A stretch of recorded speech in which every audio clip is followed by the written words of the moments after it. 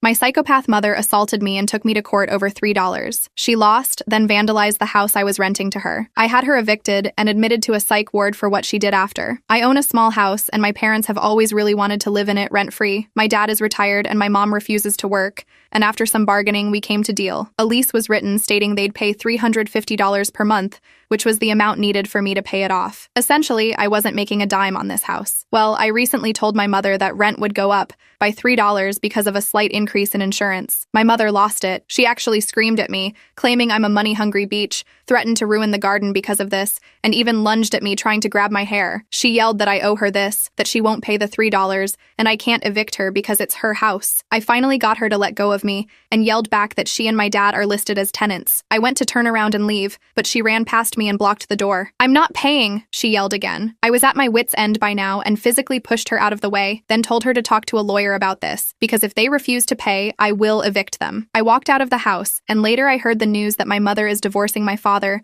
because he took my side when she told him about it. A few days later, I found out that my mother had actually gone to a lawyer, insisting that I had no right to raise the rent at all, and was determined to fight the $3 increase in court. The news hit me like a punch to the gut. I couldn't believe that my own mother was willing to drag this through the legal system over such a minor amount of money. It felt surreal, but in my gut, I knew this was just another attempt for her to exert control over the situation, another power play to try and bend things to her will. The whole ordeal of going to court was long and exhausting. My mother showed no sign of backing down, convinced she was entitled to the house. She kept arguing that the house belonged to her, that she had the right to stay there without paying more rent. It was as though the signed lease meant nothing to her. She was focused on portraying herself as the victim, emphasizing how I had betrayed her, how I owed her after everything she had done for me over the years. She made a lot of emotional statements, but none of them held up in front of the judge. The law was clear. A lease was a lease, and my parents were tenants. I was legally allowed to raise the rent to cover rising costs, even if it was just by $3. In the end, the judge ruled in my favor. The case was dismissed, and my mother's claims were rejected. My mother walked out of the courtroom in a cold silence. Her expression was a mix of anger and humiliation, like she couldn't believe what had just happened. She didn't say a word to me, but the silence between us was thick with tension. It felt like I was holding my breath, waiting for the next explosion, knowing it was only a matter of time. A few days passed with no word from her. I thought maybe this would be the end of it. Maybe she would finally accept that she had lost, but that was wishful thinking. My mother wasn't one to let go of something easily, especially when it came to control. It wasn't long before the next wave of drama hit. One afternoon, I got a call from one of the neighbors. They told me that my mother had been in the yard, ripping out plants and destroying the garden. By the time I arrived, the damage had already been done. The garden, which had once been a place of beauty and tranquility, was completely wrecked. Flowers were torn from the ground, pots were smashed, and the small trees I had carefully nurtured were uprooted. It looked like a hurricane had passed through. I stood there for a long time, staring at the destruction. I couldn't believe that my mother had gone this far. Her anger had reached a point where reason no longer mattered. It wasn't about the $3 anymore. It was about proving a point, about trying to control the situation and make sure I felt the weight of her rage. She knew how much the garden meant to me, and tearing it apart was her way of showing me that she could still hurt me, even when she couldn't win in court. I felt a deep sense of betrayal wash over me. This wasn't just a moment of anger or a heated argument. This was deliberate. She had taken the time to come to the house, to rip apart something she knew I cared about, all because she couldn't accept that I had asked for a small rent increase. I couldn't wrap my mind around how far she had gone, how deep her anger had run. It was clear to me now that she wasn't going to stop unless I made her. That night, standing in the ruins of my garden, I realized that I had no choice left. I had been avoiding it, hoping things would get better on their own, but now it was obvious they wouldn't. I had to evict them. I couldn't let my mother stay in the house any longer, not when she was capable of this kind of destruction. The decision weighed heavily on me, but I knew it was the only option left. I filed the eviction paperwork the next morning. The process felt cold and impersonal, like a final severing of the bond between us. But I had to do it. My mother had pushed me to this point, and there was no going back. When the eviction notice was finally delivered, my mother's reaction was as explosive as I had expected. She came to my house, pounding on the door, screaming about how I had betrayed her, how I owed her, how she would never leave. I didn't open the door. I couldn't face her in that state. I called the police, and they came to remove her from the property. As she was led away, she shouted that I would regret this, that she would make sure I paid for what I had done. Her words cut deep, but I didn't react. I was too tired. The whole situation had drained me, and I couldn't keep engaging with her anger. I just wanted it to be over. The court process for the eviction dragged on, but eventually the judge ruled in my favor once again. My parents parents were given 30 days to vacate the house. I knew my father would comply, but my mother was a different story. She refused to leave quietly. In the days leading up to their departure, she made the house unbearable. She scrawled hateful messages on the walls, left trash scattered throughout the rooms, and continued to try to intimidate me with phone calls and threats. The day they finally moved out, I felt a mixture of relief and sadness. My father left without saying much. He seemed broken, defeated. I helped him find a small apartment nearby.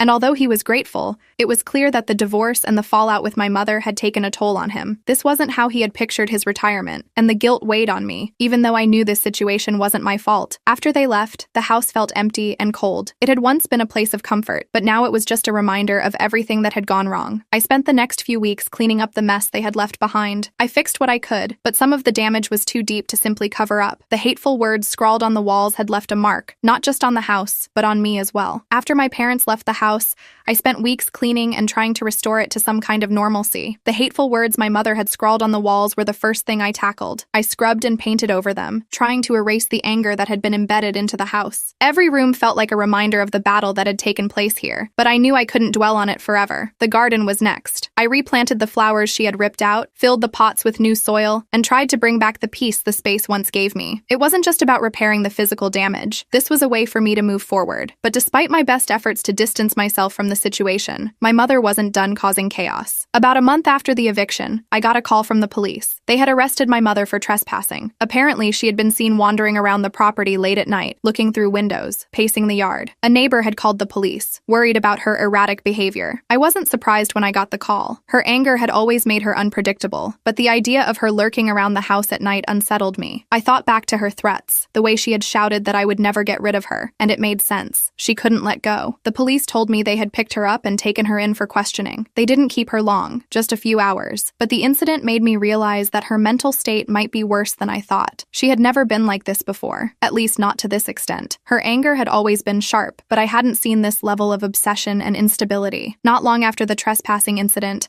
I began to notice other signs that something was off. My father, who had been mostly quiet since the eviction, confided in me that my mother had been acting increasingly erratic. He mentioned that she had started losing touch with reality, obsessing over the house, over me, and over the way her life had unraveled. He said that she was convinced I was out to get her, that I was plotting against her. He didn't know what to do, and for the first time, I saw fear in his eyes when he talked about her. Then one evening, I got another call. This time, it was from my Aunt Karen. She told me that my mother had been admitted to a psychiatric ward. After the arrest for trespassing, her behavior had continued to spiral, and she had started lashing out at anyone who tried to help her. My aunt had taken her to the hospital after a particularly violent outburst, and they decided to admit her for further evaluation. According to Aunt Karen, my mother was completely unresponsive, alternating between anger and deep depression. She was convinced that everyone was against her, and she had become a danger not only to herself, but to those around her. Hearing that my mother was in a psych ward filled me with a strange mix of emotions. Part of me felt guilty, as though I had somehow pushed her to this point, even though I knew that wasn't true. Another part of me felt relief, knowing that at least she was somewhere safe, where she couldn't continue to harm herself or others. It was strange to think of my mother in a place like that. She had always been so strong-willed, so controlling. The idea of her being helpless in a hospital felt surreal. A few weeks passed, and my father and I stayed in touch, trying to support each other through the aftermath of everything that had happened. He visited her at the hospital, but I didn't go. I couldn't bring myself to see her like that. Not yet. I needed time to process everything, to come to terms with the fact that my mother had spiraled so far out of control. Then, one day, I got another call. This time, it was from the hospital. My mother had been discharged. They said that while she wasn't fully stable, she had shown enough improvement to be released. I wasn't sure what to think. On one hand, I was glad she was doing better, but on the other, I worried that it was too soon. I wasn't ready to deal with her again. I wasn't ready for whatever came next. After her release, my mother moved into a small apartment near Aunt Karen's house. I didn't visit her, but I heard from my aunt that she was trying to get her life back together. She was seeing a therapist regularly and was on medication to help manage her anger and paranoia. It was a slow process, and while she wasn't back to her old self, she was at least making progress. A few months went by, and life settled into a strange kind of normal. I spent my days working on the house, continuing to rebuild the parts of it that had been damaged, both physically and emotionally. My father and I saw each other regularly, but my mother remained a distant figure in my life. I wasn't sure if I would ever be ready to reconnect with her. The wounds were still too fresh. But then, one evening, I got a call that changed everything. My mother had been arrested again. This time, it wasn't for trespassing. She had gone back to the house, broken in through one of the windows, and had started tearing apart the garden once again. The neighbors had called the police, police. And when they arrived, they found her in the middle of the yard, screaming and pulling up plants, just like before. They took her away in handcuffs, and I knew that this time, things had gone too far. I went to the police station the next day to find out what was going on. They told me that my mother had been charged with vandalism and trespassing, and that she was being held for a psychiatric evaluation. This time, it wasn't just about the house or the rent or the $3 increase. This was about her mental health, about the fact that she had lost control of herself and her actions. The court process for her vandalism charge took several months, but in the end, the judge ruled that she needed to be committed to a long-term psychiatric facility. It wasn't just a temporary stay this time. This was a more permanent solution. The doctors had determined that her mental state was too unstable for her to live on her own, and she was a danger not only to herself but to others as well. Hearing that my mother would be committed to a psychiatric facility